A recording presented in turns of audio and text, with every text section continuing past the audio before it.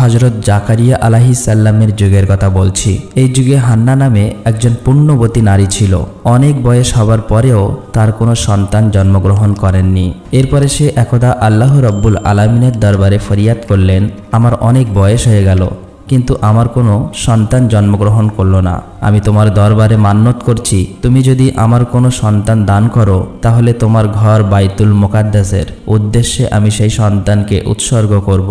হান্নাহর এই মান্নতের কিছুদিন পর মহান আল্লাহ তাআলা তার গর্ভে একটি সন্তান দান করলেন। হান্না এই সন্তানকে দেখে অত্যন্ত খুশি হলো, কিন্তু হান্নাহর এই খুশি বেশি দিন থাকলো না। কেননা যখন তিনি সন্তান প্রসব করলেন তখন দেখতে পেলেন তিনি একটি কন্যা সন্তান প্রসব করেছেন। কন্যা সন্তান দেখে হান্নাহর মন অত্যন্ত দুঃখ পেল। তখন তিনি আল্লাহ রব্বুল আলামিনের দরবারে অত্যন্ত দুঃখিত মন নিয়ে প্রার্থনা করলেন, হে আল্লাহ, আমি তোমার দরবারে মান্নত করেছিলাম যদি তুমি আমাকে একজন সন্তান দান করো তাহলে তোমার ঘর বাইতুল মুকাদ্দাসে তাকে উৎসর্গ করব।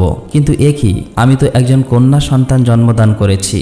এই কন্যা সন্তানকে কিভাবে আমি তোমার ঘর বাইতুল মুকাদ্দাসের উদ্দেশ্যে উৎসর্গ করব? আর বাইতুল মুকাদ্দাসের কৃতপক্ষ তো এই কন্যা সন্তানকে বাইতুল মুকাদ্দাসের খেদমতের জন্য গ্রহণ করতে চাইবে না। হান্নাহর এই দুঃখ ভরা প্রার্থনা শুনে মহান রব্বুল আলামিন জানিয়ে দিলেন, হে হান্না, তুমি হয়তো একটি কন্যা সন্তান জন্মগ্রহণ করে অত্যন্ত দুঃখিত হয়েছ। তুমি চেয়েছিলে একটি পুত্র সন্তান জন্মদান করতে, কিন্তু তুমি জেনে রাখো যে কন্যাটি তুমি জন্মদান করেছ এটি সাধারণ কোনো কন্যা সন্তান নয়। পৃথিবীতে অনেক পুরুষের চেয়েও এই কন্যা সন্তানের গুরুত্ব অনেক অফুরন্ত অপরিসীম। আর তুমি যে চিন্তা করছো বাইতুল মুকাদ্দাসের কৃতপক্ষ খেদমতের জন্য তাকে গ্রহণ করবে কিনা, এই ব্যাপারে তুমি কোনো চিন্তা করো না। তুমি তোমার কন্যাটিকে লালন পালন করো, যখন সে উপযুক্ত বয়সে উপনীত হবে তখন তাকে বাইতুল মুকাদ্দাসের উদ্দেশ্যে খেদমতের জন্য নিয়ে যাও, আমি তাকে গ্রহণ করব।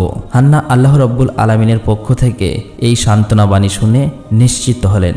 অতঃপর তিনি তার কন্যা সন্তানের নাম রাখলেন মরিয়ম এবং তিনি আল্লাহ রব্বুল আলামিনের দরবারে দোয়া করলেন, হে আল্লাহ, মরিয়মকে এবং তার ভবিষ্যৎ বংশধরকে তুমি কবুল করে নিও এবং তাদেরকেও শয়তানের ধোঁকা থেকে হেফাজত করো। এরপর হান্না মরিয়মকে 7 বছর পর্যন্ত লালন পালন করলেন। সেই যুগে বাইতুল মুকাদ্দাসের ইমাম ছিলেন হযরত জাকারিয়া আলাইহিস সালাম। মরিয়ম যখন 7 বছর বয়সে উপনীত হলেন, তার মা হান্না জাকারিয়া আলাইহিস সালামের কাছে এনে তাকে বললেন, হে আল্লাহর নবী, আমি মান্নত করেছিলাম আল্লাহ যদি আমাকে কোনো সন্তান দান করেন আমি সেই সন্তানকে আল্লাহর ঘরের খেদমতে উৎসর্গ করব। কিন্তু দুর্ভাগ্যবশত আমি একটি কন্যা সন্তান জন্মদান করেছি। আমি সেই সন্তানকে 7 বছর পর্যন্ত লালন পালন করলাম। এখন আমি আমার মান্নত পূরণ করার জন্য এই সন্তানকে আপনার হাতে তুলে দিতে এসেছি।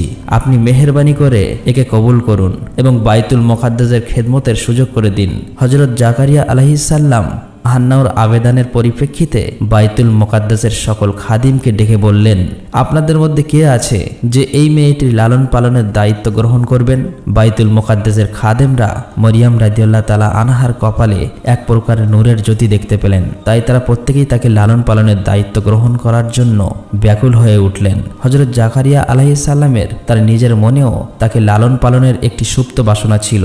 যেহেতু মরিয়মের খালা ছিল তার স্ত্রী, তিনি বাইতুল মুকাদ্দাসের খাদিমদেরকে যুক্তি দিয়ে বললেন, আপনারা সবাই শুনুন, এই মেয়েটি লালন পালনের সবচেয়ে উপযুক্ত ব্যক্তি আমি, কারণ তার খালা আমার স্ত্রী। কিন্তু বাইতুল মুকাদ্দাসের খাদেমরা হযরত জাকারিয়া আলাইহিস সালামের এই প্রস্তাব নাকচ করে দিয়ে বললেন, হে জাকারিয়া, আমাদের প্রত্যেকের মনে এই মেয়েটিকে লালন পালনের বাসনা রয়েছে, অতএব তার খালা তোমার ঘরে আছে, এই যুক্তি দেখিয়ে তাকে তুমি লালন পালনের দায়িত্ব গ্রহণ করতে পারো না। জাকারিয়া আলাইহিস সালাম দেখলেন সকলেই দায়িত্ব গ্রহণ করার আগ্রহ প্রকাশ করেছেন। এমন অবস্থায় একটি জটিলতা সৃষ্টি হয়েছে, তাই তিনি বাধ্য হয়ে বাইতুল মুকাদ্দাসের খাদেমদেরকে বললেন, দেখুন, আমরা সকলেই চাইছি এই মেয়েটিকে লালন পালন করব। আমার মনে হয় যদি এই বিষয়টি আল্লাহ রাব্বুল আলামিনের কাছে ছেড়ে দেই তাহলে ভালো হবে। তিনি আমাদের মধ্যে ফয়সালা করিয়ে দেবেন কে মরিয়মকে লালন পালন করবে। অতএব আসুন আমরা সবাই একটি লটারির ব্যবস্থা করি। আমরা যে কলম দিয়ে তৌরাত কিতাব লিপিবদ্ধ করি সেগুলিকে একটি পানি ভর্তি গামলার মধ্যে রাখব। যার কলম ডুবে যাবে সে মরিয়মকে লালন পালনের দায়িত্ব গ্রহণ করতে পারবে না, আর যার কলম ভেসে থাকবে সেই মরিয়মকে লালন পালনের দায়িত্ব গ্রহণ করতে পারবে। বাইতুল মুকাদ্দাসের সকল খাদেমরা হযরত জাকারিয়া আলাইহিস সালামের এই কথাই ঐক্যমত পোষণ করলেন। অতঃপর তাদের সামনে একটি পানি ভর্তি গামলা নিয়ে আসা হলো। এরপর একজন করে সেই গামলায় তাদের তাদের কলমগুলি রাখতে লাগলো। সকলের কলমগুলি সেই পানিতে ডুবে যেতে লাগলো। সর্বশেষ হযরত জাকারিয়া আলাইহিসসালাম তার কলম সেই গামলায় রাখলেন। দেখা গেল অলৌকিকভাবে তার কলম সেই গামলার পানির উপরে ভেসে রয়েছে। অতঃপর সকলের সর্বসম্মতি সিদ্ধান্তক্রমে জাকারিয়া আলাইহিসসালাম মরিয়াম রাদিয়াল্লাহু তাআলা আনহাকে লালন পালনের দায়িত্ব গ্রহণ করলেন। অতঃপর হযরত জাকারিয়া আলাইহিসসালাম বাইতুল মুকাদ্দাসের পাশেই হযরত মরিয়াম রাদিয়াল্লাহু তাআলা আনহার জন্য একটি ঘর নির্মাণ করে দিলেন। তিনি সেই ঘরেই সবসময় থাকতেন। আল্লাহর নবী জাকারিয়া আলাইহিসসালাম তাকে দেখাশোনা করতেন, সবসময় খোঁজ খবর নিতেন। তিনি যখন কোথাও যেতেন বাইরে থেকে তালাবদ্ধ করে যেতেন, অন্য কারো সেই ঘরে প্রবেশ করার অনুমতি ছিল না। একবার হযরত জাকারিয়া আলাইহিসসালাম সেই ঘরে মরিয়াম রাদিয়াল্লাহু তাআলা আনহাকে তালাবদ্ধ করে কোথাও চলে গেলেন। অতঃপর তিনি একটি জরুরি কাজে আটকে গেলেন। অবস্থা এমন হলো তার মনেই ছিল না যে মরিয়ামের কি অবস্থা হয়েছে। মূলত আল্লাহ রাব্বুল আলামিন হযরত জাকারিয়া আলাইহিসসালামের মন থেকে মরিয়ামের কথা ভুলিয়ে দিয়েছিলেন। এর মাধ্যমে আল্লাহ চাইছিলেন একটি অলৌকিক ঘটনাকে প্রকাশ করবেন। 4 দিন পরে হযরত জাকারিয়া আলাইহিসসালামের মনে পড়ে গেল যে তিনি মরিয়ামকে ঘরের ভিতরে তালাবদ্ধ করে চলে এসেছেন। এরপর তিনি আফসোস করে বলতে লাগলেন, হে আল্লাহ, এ আমি কি করেছি? না জানি এই 4 দিন মরিয়াম কি খাচ্ছে এবং একা একা কিভাবে সেই ঘরের ভিতরে তার দিনগুলি অতিবাহিত হচ্ছে। আর তার কথা মনে পড়ার পর হযরত জাকারিয়া আলাইহিসসালাম যত দ্রুত সম্ভব বাইতুল মুকাদ্দাসে ফিরে আসলেন। এরপর তিনি মরিয়ামের গৃহে প্রবেশ করে দেখলেন মরিয়াম আল্লাহ রাব্বুল আলামিনের ইবাদতে মগ্ন রয়েছেন এবং তিনি দেখতে পেলেন তার চারপাশে বিভিন্ন ফলমূল ও খাদ্য খাবারে ছড়াছড়ি, আর প্রত্যেকটি খাবারে ছিল এক সুন্দর সুগন্ধি। এই দৃশ্য দেখে হযরত জাকারিয়া আলাইহিসসালাম মহান আল্লাহ রাব্বুল আলামিনের দরবারে শুকরিয়া আদায় করলেন। মরিয়াম নামাজ শেষ করে হযরত জাকারিয়া আলাইহিসসালামকে সালাম দিলেন। জাকারিয়া আলাইহিসসালাম লজ্জিত ও দুঃখিত কণ্ঠে জিজ্ঞেস করলেন, মরিয়াম, তুমি এই কয়েকদিনে কেমন ছিলে? আমি এক মহা বিপদের মধ্যে নিপতিত হয়ে তোমার কথা বেমালুম ভুলে গিয়েছিলাম, যার ফলে নিয়মিত তোমার খোঁজ খবর নিতে পারিনি। এই জন্য তুমি আমাকে ক্ষমা করে দাও। তখন হযরত মরিয়াম বললেন, আপনি কি বলছেন? আমি কিছুই বুঝতে পারছি না। আপনি তো ভোরবেলা আমাকে এই ঘরের ভিতরে রেখে গিয়েছিলেন, এখন দুপুর হতে না হতেই আমাকে জিজ্ঞেস করছেন আমি এই কয়েকদিন কেমন ছিলাম? মাত্র একদিনই তো হলো আমি এই ঘরে রয়েছি। তখন হযরত জাকারিয়া আলাইহিসসালাম মরিয়াম রাদিয়াল্লাহু তাআলা আনহার এই কথা শুনে অত্যন্ত অবাক ও আশ্চর্য হয়ে গেলেন। এরপরে জাকারিয়া আলাইহিসসালাম তাকে জিজ্ঞেস করলেন, মরিয়াম, তোমার পাশে এত খাদ্য ফলমূল, এত সুন্দর খাবার তুমি কোথা থেকে পেলে? তখন মরিয়াম বললেন, যে আল্লাহ আমার কথা আপনাকে ভুলিয়ে দিয়েছিলেন সেই মহান আল্লাহর পক্ষ থেকে এত সুন্দর খাবার আমার কাছে এসেছে। তখন জাকারিয়া আলাইহিসসালাম বললেন, হে মরিয়াম, তোমার প্রতি আল্লাহর অপরন্ত নিয়ামত রয়েছে। তুমি সবসময় আল্লাহর ইবাদত বান্দেগি করে যাও। একদিন আল্লাহ তোমাকে এমন সম্মানিত করবেন যেটি বিশ্বজগতের জন্য একটি দৃষ্টান্ত হয়ে থাকবে। এভাবেই হযরত মরিয়াম রাদিয়াল্লাহু তাআলা আনহা বড় হয়ে উঠলেন এবং একসময় তিনি ঋতুবতী হলেন। প্রথম ঋতুর পরে পবিত্র হয়ে গোসল করে সেখান থেকে তিনি যখন নিজ কক্ষে ফিরছিলেন তখন তার সম্মুখে হঠাৎ আবির্ভূত হলো এক উচ্চ এবং উজ্জ্বল চেহারার ব্যক্তি। হযরত মরিয়ামের মুখে আবরণ দিয়ে লোকটির পাশ দিয়ে যাচ্ছিল। লোকটিকে তার দিকে অগ্রসর হলে তিনি তাকে লক্ষ্য করে বললেন, হে আল্লাহর বান্দা, তুমি আল্লাহকে ভয় করো। আমি তোমাকে চিনি না, জানি না তুমি কেন আমার দিকে অগ্রসর হচ্ছ। আসলেই মরিয়াম জানতো না সেই লোকটি ছিল হযরত জিবরাইল আলাইহিসসালাম। তিনি মরিয়ামকে বললেন, হে মরিয়াম, আল্লাহর পক্ষ থেকে তোমার জন্য একটি সুখবর নিয়ে এসেছি। তখন মরিয়াম জিজ্ঞেস করলেন, আপনি কে এবং কি সুখবর নিয়ে এসেছেন? তখন জিবরাইল আলাইহিসসালাম বললেন, আমি আল্লাহর ফেরেশতা এবং আমি তোমাকে আল্লাহর পক্ষ থেকে একটি পুত্র সন্তান উপহার দিতে চাই। হযরত মরিয়াম বললেন, কিভাবে আমার সন্তান জন্মগ্রহণ করবে? আমি তো বিবাহিত নই এবং আমি জেনাকারীও নই। আজ পর্যন্ত আমাকে কোনো পুরুষ স্পর্শ করেনি। জিবরাইল আলাইহিসসালাম বললেন, হে আল্লাহর বান্দি, তোমার প্রভু বলেছেন এটা তার জন্য অতি সহজ এবং এটা তিনি মানুষের জন্য নিদর্শন ও রহমত হিসেবে প্রতিষ্ঠিত করতে চাই। আর এই কাজের সিদ্ধান্ত আল্লাহ রাব্বুল আলামিন অনেক আগে থেকেই নিয়ে রেখেছেন। তিনি তোমার গর্ভে কোনো পুরুষ স্পর্শ ছাড়াই একটি পুত্র সন্তান দান করবে। অতঃপর হযরত জিবরাইল আলাইহিসসালাম হযরত মরিয়াম রাদিয়াল্লাহু তাআলা আনহার মুখমণ্ডলের দিকে একটি ফুঁ দিলেন। এরপরেই তিনি অদৃশ্য হয়ে গেলেন। মরিয়াম তখন অনুভব করলেন তার শরীরের ওজন দ্বিগুণ বৃদ্ধি পেয়েছে। তারপরেই তিনি অত্যন্ত দুশ্চিন্তাগ্রস্ত হয়ে পড়লেন। তিনি আল্লাহর দরবারে সেজদায় পড়ে বলতে লাগলো, হে মহান আল্লাহ, আমার উপরে তুমি এমন কঠিন পরীক্ষা অর্পণ করলেন যা লোক সমাজে প্রকাশ হলে আমি নিন্দনীয় সমাজছাড়া হিসেবে গণ্য হব। তবুও তোমার প্রেরিত দায়িত্ব পালনে সম্মত আছি। তবে পৃথিবীর আর কোনো মানুষকেই এভাবে এই ধরনের কঠিন পরীক্ষার সম্মুখীন করো না। এমন পরীক্ষার সম্মুখীন হলে অনেকেই ঈমানহারা হয়ে পড়বে। হে দয়াময় আল্লাহ, তুমি আমাকে এই ধরনের কঠিন পরীক্ষা থেকে উত্তীর্ণ হওয়ার তৌফিক দান করো এবং আমাকে ধৈর্যশীলদের অন্তর্ভুক্ত করো। আমার সকল বিপদ ও মুশকিল আসান করে দাও। কিছুদিনের পর বনি ইসরায়েলদের মধ্যে মরিয়াম রাদিয়াল্লাহু তাআলা আনহার গর্ভধারণের খবর প্রকাশ হয়ে পড়ল। তখন একদল লোক এসে তাকে হুমকি দিয়ে বলল, মরিয়াম, সঠিক কথা বলো, কে তোমার গর্ভজাত সন্তানের পিতা? তুমি এক কুমারী কন্যা, কোনো পুরুষের স্পর্শ ছাড়া কিভাবে তুমি গর্ভধারণ করলে? অতএব সত্য কথা বলো, কে সেই পুরুষ যে সে তোমার সাথে অপকর্ম করেছে? তুমি যদি তার নাম বলে দিতে পারো তাহলে আমরা তাকে উপযুক্ত শাস্তি দিতে পারবো। তখন মরিয়াম তাদের প্রশ্নের জবাবে বললেন, আমি কিছুই জানি না। আমি কোনো পুরুষের সাথে অপকর্ম করিনি এবং কখনোই কেউ আমাকে স্পর্শ করেনি। তোমরা বাইরে থেকে যা দেখছো এটা মহান আল্লাহ রাব্বুল আলামিনের একটি নিদর্শন। তিনি আমাকে এই সন্তানটি কোনো পুরুষের স্পর্শ ছাড়াই আমাকে দান করেছেন এবং তিনি আমাকে সংবাদ দিয়েছেন আমার গর্ভজাত সন্তান এই যুগের একজন নবী হবেন। এর বাইরে আমার আর কোনো কিছুই জানা নেই। এর মধ্যে একজন যুবক বলে উঠল, দিবারাত্রি মসজিদে ইবাদতের নামে কক্ষ বন্ধ করে অন্য পুরুষের সাথে অপকর্ম করছো। এবার তা ফাঁস হয়ে গেছে। এখন নানা বাহানায় সেই কথাগুলি গোপন করার চেষ্টা করছো। আসল ঘটনাটি খুলে বলো, কার সাথে তুমি অপকর্ম করেছো? তুমি যদি স্বেচ্ছায় না বলো তাহলে আমরা যে কোনো উপায়ে খুঁজে বার করব এবং তোমার মুখ থেকে সেই লোকটির নাম বার করেই ছাড়ব। তাদের এইরূপ লাঞ্ছনা এবং অপমানিতজনক কথা শোনার পরেও হযরত মরিয়াম রাদিয়াল্লাহু তাআলা আনহা তাদের একটি কথা বারবার বলতে লাগলো, আমার এই গর্ভের সন্তান আল্লাহ রাব্বুল আলামিনের দান, এছাড়া আমি কিছুই জানি না। অবশেষে বিরক্ত হয়ে সেই লোকগুলি তার কাছ থেকে ফিরে গেল। হযরত মরিয়াম রাদিয়াল্লাহু তাআলা আনহার একজন খালাতো ভাই ছিল, তার নাম ছিল ইউসুফ। সে সবসময় তাকে পাওয়ার আকাঙ্ক্ষা করত এবং তাকে বিয়ে করার স্বপ্ন দেখত। যখন সে শুনল মরিয়াম গর্ভবতী হয়েছে তখন সে তার কাছে এসে বলল, মরিয়াম, আমাকে ফাঁকি দিয়ে তুমি কোন পুরুষের হাত ধরলে? আমি তোমার জন্য কম অপেক্ষা করিনি। আমাকে এমনভাবে সরিয়ে দিয়ে তুমি অন্য মানুষকে কিভাবে আপন করে নিতে পারলে? আমি কি অপরাধ করেছিলাম? আমি তো আর তোমার সাথে কোনো অবৈধ কাজ করতে চাইনি। আমি তো তোমাকে বিয়ে করেই ঘরে তুলে নিতাম, তাতে আর তো কোনো কলঙ্ক ছড়াতো না। এখন তুমি কলঙ্কিত হিসেবে সমাজে পরিচিত লাভ করেছো। অবৈধভাবে গর্ভধারণ করে সমাজে নিন্দনীয় হলে। তার চেয়ে যদি তুমি আমাকে বিবাহ করতে সেটা কি তোমার জন্য মন্দ হতো? হযরত মরিয়াম ইউসুফের এই কথা শুনে বলল, ভাই ইউসুফ, তুমি বিশ্বাস করো, আমি আল্লাহর কসম খেয়ে বলছি আমি কোনো পুরুষের সাথে অপকর্ম করিনি এবং আমি জেনাকারীও নই। এই সন্তান মহান আল্লাহ রাব্বুল আলামিন জিবরাইলের মাধ্যমে আমাকে দান করেছেন এবং তিনি আমাকে সুসংবাদ দিয়েছেন আমার গর্ভজাত সন্তান একজন নবী হবে। তখন ইউসুফ বলল, তুমি এখনো আমাকে বোকা বানানোর চেষ্টা করছো?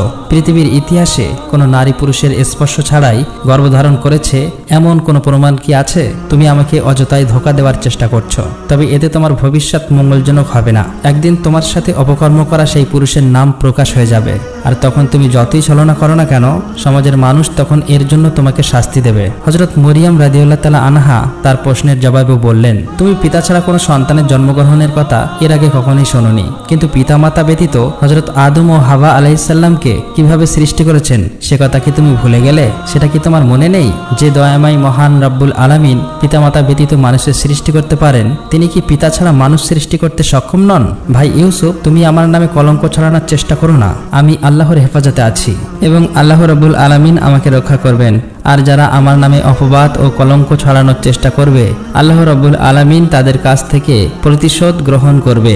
ইউসুফ হযরত মরিয়ামের শেষের কথাগুলো শুনে অত্যন্ত ভীত হয়ে পড়ল। তখন সে বলল, বোন, আমি তোমার পর নই। তুমি যা বলছো তা যদি সত্যি হয় তাহলে আমি তোমাকে সাহায্য করব এবং তোমার উপর অপবাদকারীদের শাস্তি দেব, কিন্তু তার পূর্বে তোমার সত্যবাদীর জন্য তোমাকে প্রমাণ দিতে হবে। হযরত মরিয়াম তখন বললেন, এই জন্য তোমাকে কিছুদিন অপেক্ষা করতে হবে, তখন তুমি নিশ্চিতভাবে সত্যবাদীর প্রমাণ পাবে। এরপর ইউসুফ হযরত মরিয়াম রাদিয়াল্লাহু তাআলা আনহার কাছ থেকে বিদায় গ্রহণ করলেন এবং হযরত মরিয়াম পুনরায় আল্লাহ রাব্বুল আলামিনের ইবাদতে ব্যস্ত হয়ে পড়লেন। তিনি মহান আল্লাহর কাছে করুণ সুরে আবেদন জানালেন, হে দয়ার সাগর, তুমি সমুদ্রকে পাহাড় আর পাহাড়কে সমুদ্রে পরিণত করো। তুমি ফকিরকে বাদশা আর বাদশাকে ফকিরে পরিণত করো। অতএব আমার এই দুর্দিনে আমার উপর অপমানকারীদের তুমি বুঝদান করো। আমি এই অপবাদের তীব্র আঘাত আর আমি সহ্য করতে পারছি না। এ সময় হযরত জিবরাইল আলাইহিস সালাম মরিয়ামের কাছে এসে বললেন, হে মরিয়াম, তুমি নিরাশ হয়ো না, তোমার প্রতি আল্লাহর রহমত রয়েছে। বিদ্রুপকারীদের সাময়িক বিদ্রুপে তুমি নিরাশ হয়ে পড়ো না। আল্লাহ তাআলা শিগগিরই অপবাদকারীদের যোগ্য জবাব দিবেন। তুমি সমচালকদের জবাব দিতে গিয়ে তোমার মূল্যবান সময় নষ্ট করো না। সর্বদাই আল্লাহর ইবাদত বান্দিগিতে মশগুল থাকুন। তিনি সর্ব অবস্থায় তোমাকে হেফাজত করবে। এভাবেই হযরত মরিয়ম রাদিয়াল্লাহু তাআলা আনহা কেঁদে কেঁদে দীর্ঘ 10 মাস 10 দিন অতিবাহিত করলেন। অতঃপর হঠাৎ একদিন তার প্রসব বেদনা শুরু হলো। তখন তিনি ঘর থেকে বেরিয়ে এক বিরাট মাঠের দিকে পাড়ি জমালেন। যে মরুভূমিতে হযরত মরিয়ম রাদিয়াল্লাহু তাআলা আনহা সন্তান প্রসবের জন্য গিয়েছিলেন, সেই স্থানটির নাম ছিল বাইতুল আম। সেই স্থানটি ছিল বাইতুল মুকাদ্দাস থেকে 12 মাইল দূরে। সেখানে পৌঁছে তিনি একটি খেজুর গাছের নিচে উপবেশন করলেন। তখন তার প্রসব বেদনা তীব্র হলো। একে তো চলছিল তার প্রসব বেদনা, অন্যদিকে মানুষের সমচলনার ভয়। এই কারণে হযরত মরিয়ম রাদিয়াল্লাহু তাআলা আনহা প্রসব বেদনায় অস্থির হয়ে পড়লেন এবং বললেন, হে আল্লাহ, আমি যদি এই পৃথিবীতে জন্মগ্রহণ না করতাম, আমি যদি মানুষের মন থেকে মুছে যেতাম, তাহলে কতই না ভালো হতো। এরপরে হযরত মরিয়ম রাদিয়াল্লাহু তাআলা আনহা একটি ফুটফুটে পুত্র সন্তান জন্মদান করলেন। তিনি যখন এমন চিন্তায় অস্থির ছিলেন আর তাকে সাহায্য করার মতো কেউ ছিল না, ঠিক সেই সময় আল্লাহর ফেরেশতা জিবরাইল আলাইহিস সালাম সেখানে অবতরণ করলেন এবং মরিয়মের পাশে একটি সুন্দর বেহেশতের নহর সৃষ্টি করে দিলেন।